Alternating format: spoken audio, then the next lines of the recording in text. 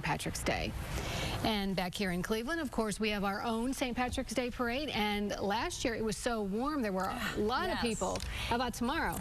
Not anywhere near as warm. Last year we were in the 70s. Normally we should be in the mid-40s. We're going to be lucky to squeak out a temperature that's going to be in the mid-30s. So it is certainly going to be a very chilly one for us.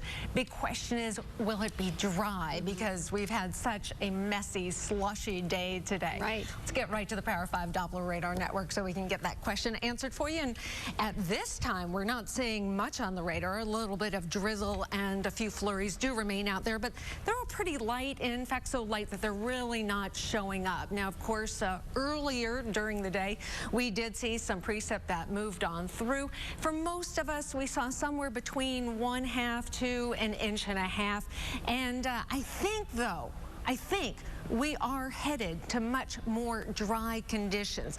As we get into the overnight hours, we'll see a few more flurries, but by morning, things are going to be looking much better. Right now, it is chilly, though, just 30 degrees. The winds are a little bit more calm than they have been. We've been watching the winds throughout the afternoon at about 20, 21 miles per hour. Some gusts even up to 30. Right now, they're northeast at about 13 miles per hour. Humidity still on the high side at 85%. Low pressure is going to be moving out. High pressure will be moving in.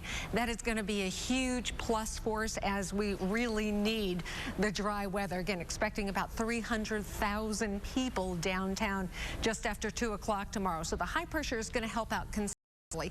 This is what we're going to be looking at as we go through the day tomorrow. 7:15 a.m. A few hit and miss flurries. We're talking about some very light stuff, if it is in fact there at all. Now, as we get into parade time, we're going to be looking at just cloudy skies. Mostly cloudy, not a lot of sunshine, a few peaks of sun here and there, but it should be dry. Should stay dry for the afternoon into the evening hours as well. Now, as we get into Monday, the moisture returns. We're going to be looking at quite a bit of rain and freezing rain.